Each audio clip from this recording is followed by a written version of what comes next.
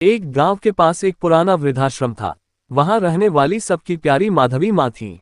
उनकी उम्र 70 साल थी, लेकिन उनकी आंखों में अब भी उम्मीद की चमक थी। वो पूरे आश्रम में सबसे दयालु और हंसमुख मानी जाती थी, मगर उनके दिल में गहरी टीस छिपी थी जो केवल वही जानती थी। माधवी माँ का एक बेटा था, आदित्य, जिसे उन्होंने अपने पूरे जीवन का केंद्र बनाया था। पति के गुजर जाने के बाद उन्होंने अकेले आदित्य को पाला, उसे पढ़ाया, बड़ा आदमी बनाया। मगर जैसे जैसे आदित्य की जिंदगी में उसकी जिम्मेदारियां बढ़ीं, वो अपनी माँ से दूर होता गया। एक दिन आदित्य ने अपनी माँ से कहा, माँ, हमारे पास अब घर छोटा है, बच्चे बड़े हो रहे हैं, आपका यहाँ रहना मुश्किल हो रहा है। मैंने आपके लिए एक अच्छा वृद्धाश्रम देखा है, वहां आपको अच्छा ख्याल मिलेगा। माधवी माँ ने कुछ नहीं कहा। उनकी आंखें भर आईं, मगर उन्होंने बेटे की खुशी के लिए हामी भर दी। वृद्धाश्रम में माधवी माँ ने खुद को समेट लिया। दिन भर अन्य बुजुर्गों की मदद करती, उनके दुख दर्द सुनती और रात को चुपके से अपने बेटे के फोन कॉल का इंतजार करती। महीनों बीत गए, लेकिन आदित्य का कोई संदेश नहीं आया। दिवाली के दिन आश्रम सजाया गया। हर बुजुर्ग को उनके परिवार ने मिलने का वादा किया था।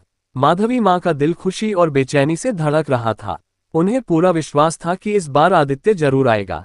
वो अपने पुराने फोटो एल्बम लेकर बैठी ताकि आदित्य के साथ पुरानी यादें बांट सकें। शाम हुई, परिवार आते गए।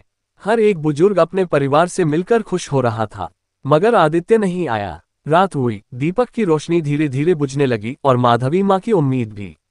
वो चुपचाप अपने कमरे में लौट गईं। अचानक दरवाजे पर दस्तक हुई।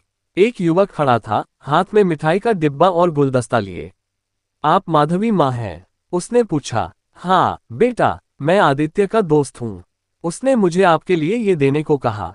वो काम में व्यस्त था, इसलिए नहीं आ सका। माधवी माँ मुस्कुराई, मगर उनकी आंखों में आंसू छलक पड़े। वो जानती थी, यह मिठाई और फूल उनकी अधूरी भावनाओं का बोझ हल्का नहीं कर सकते। अगले दिन माधवी माँ ने अपने कमरे में बैठकर एक पत्र लिखा। प्यारे बेटे, तुम्हारे बिना ये दुनिया खाली लगती है। मैं जानती हूँ कि तुम व्यस्त हो, पर एक दिन मेरे पास आ जाना। शायद तब तक मैं न रहूं, लेकिन मेरी आत्मा तुम्हें आशीर्वाद देती रहेगी। माधवी माँ की हालत दिन ब दिन बिगड़ती गई। एक सुबह आश्रम के लोग उनके कमरे में गए तो उन्हें बेजान पाया। उनके हाथ में वही पत्र था जो उन्होंने अपने बेटे के लिए लिखा था। आश्रम में रहने वाले सबने मिलकर उनकी अंतिम यात्रा की, और वो पत्र, जो उनके दिल की गहराई से लिखा गया था, किसी तरह आदित्य तक पहुंचाया गया। आदित्य ने जब वह पत्र पढ़ा तो उसकी आंखों में आंसू भर आए। मगर तब तक बहुत देर हो चुकी थी। माँ का प्यार अमर था, पर अब वो केवल एक याद बनकर रह गया। इस कहानी से हमें ये सीख मिलती है कि हमारे माता पिता की जगह हमारे जीवन में सबसे पहले होनी चाहिए। उनके लिए समय निकालना हमारे कर्तव्य से ज्यादा उनका हक है।